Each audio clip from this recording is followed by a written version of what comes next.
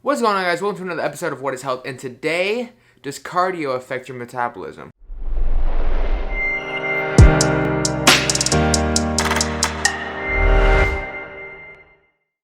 Alright guys, so this video I want to get into, I've been doing a lot more of these What is Health episodes. I plan on rolling a lot more out. Before we get started though, click that subscribe button, hit that thumbs up.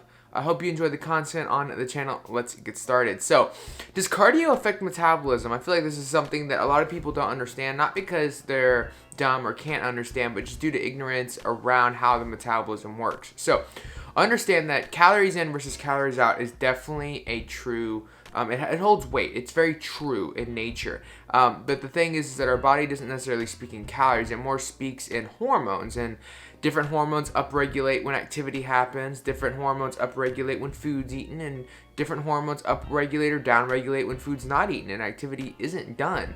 And so that's how our body kind of talks, is through these hormone signals.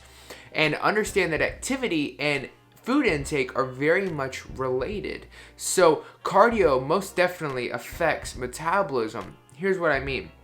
So if you have somebody that's eating 2,000 calories, so they don't do anything with their life at all. They wake up, they like sit on the couch, watch Netflix, go back to sleep. That's it. They burn 2,000 calories to do that.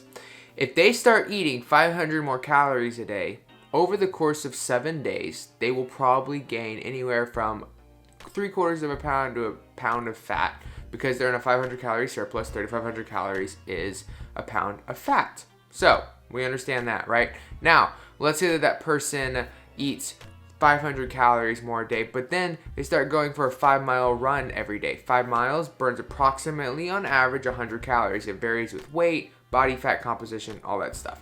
But let's just say for example purposes, they go for a 5-mile run every day.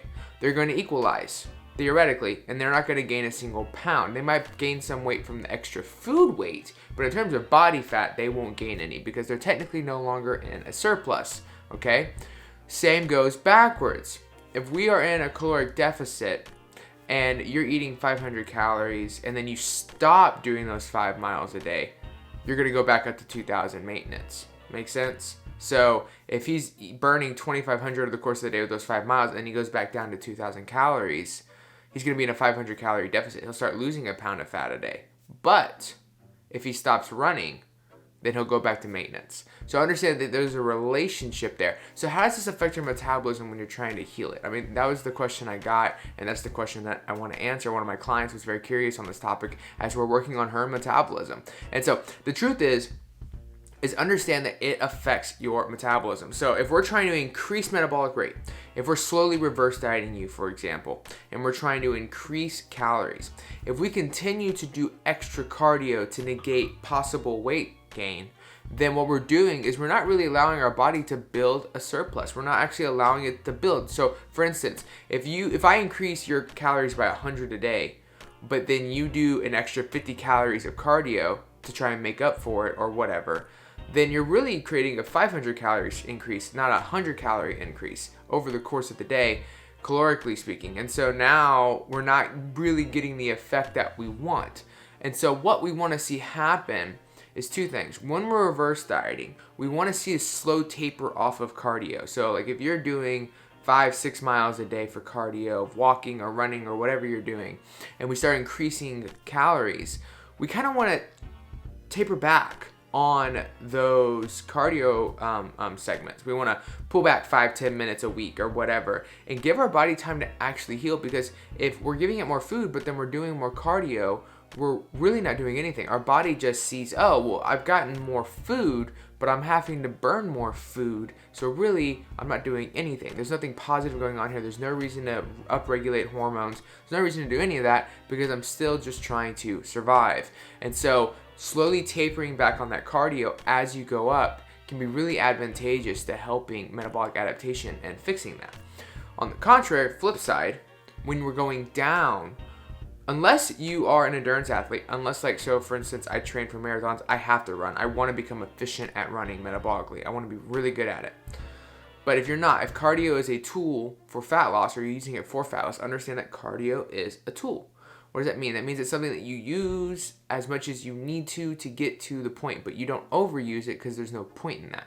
So you want to slowly bring cardio back in. So as we're cutting and calories are going down, we want to slowly bring cardio up. And so we see an inverse relationship of calories to cardio, and then we reverse that. Calories go up, cardio comes down. And that also is going to call what's called metabolic manipulation, which is this idea that we're manipulating your metabolic your metabolism in very different ways. And so it's making it to where it's having a hard time creating homeostasis, which is good when you're dieting, because if you can't create a homeostasis for your metabolism, your body has a much harder time down regulating, because it really doesn't know what to down regulate to.